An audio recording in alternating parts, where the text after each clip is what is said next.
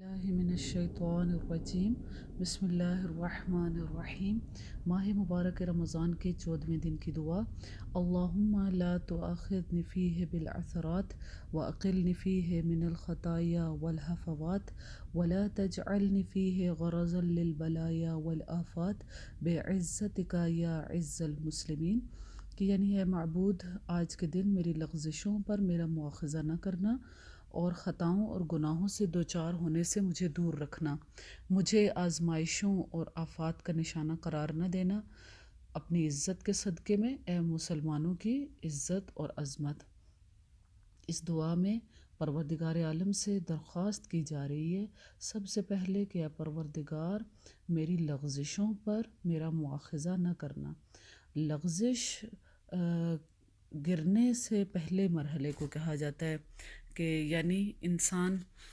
مثلاً جب کسی کا پیر لغزش کھاتا ہے، پھسل جاتا ہے، تو اس کا امکان ہوتا ہے کہ وہ پھر سے اٹھ کھڑا ہو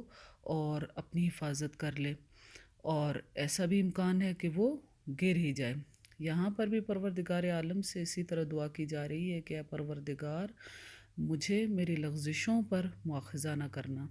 کہ وہ رذائل اخلاقی کہ جن میں پھنس کر انسان گناہ کے گڑھے میں گر جاتا ہے، اور اگر وہ غفلت کا شکار ہو جائے یا اپنی خطاؤں میں سرمست ہو جائے تو پھر گناہ کی کھائی اس کا مقدر بن جاتی ہے۔ جس طرح کہ امام علی علیہ السلام دعائے کمیل میں ارشاد فرماتے ہیں وَأَقِلْنِي عَثْرَتِي وَاغْفِرْ زَلَّتِي، کہ اے پروردگارہ میری عثرت سے یعنی میری لغزشوں سے درگزر کرنا۔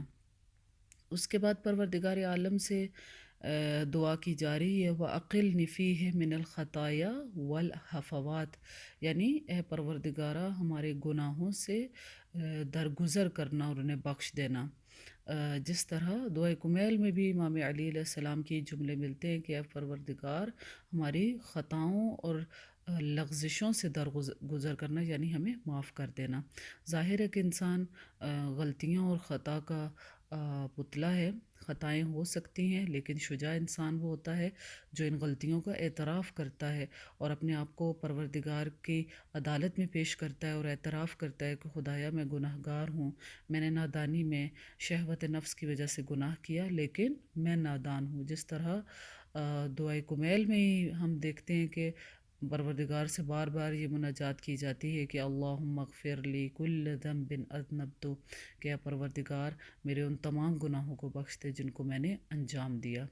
اس کے بعد پروردگار عالم سے دعا کی جا رہی ہے وَلَا تَجْعَلْنِ فِيهِ غَرَضًا لِلْبَلَايَا وَالْآفَاتِ، کہ اے پروردگار ہمیں بلاؤں کا نشانہ نہ بنانا۔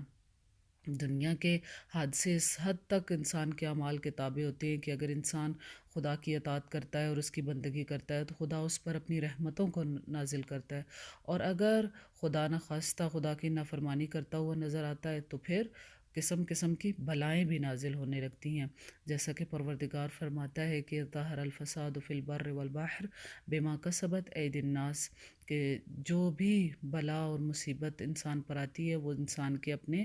ہاتھوں کی ہی کمائی ہوتی ہے۔ اس آیہ کریمہ میں ان گناہوں کی طرف اشارہ فرمایا گیا ہے کہ جن کی وجہ سے سب لوگ پریشانیوں میں گرفتار ہو جاتے ہیں، اور علامہ طباطبائی ارشاد فرماتے ہیں کہ اگر انسان فطرت کے قانون پر چلتا رہتا ہے تو خدا کی برکتیں اس پر نازل ہوتی رہتی ہیں، اور جب وہ خدا کے بنائے ہوئے قانون کو توڑنے لگتا ہے تو اس کی زندگی خراب ہو جاتی ہے۔ اسی طرح امام باقر علیہ السلام انسان کے گناہوں کے اثرات کے بارے میں اس طرح فرماتے ہیں کہ جان لو کہ کسی بھی سال کی بارش گزشتہ سال سے کم نہیں ہوتی، بلکہ خدا جس جگہ پر چاہے اس کو برساتا ہے، اور جب معاشرے میں لوگ گناہوں کے مرتکب ہوتے ہیں تو خدا اس حصے کی بارش وہاں نہیں برساتا اور اس بارش کو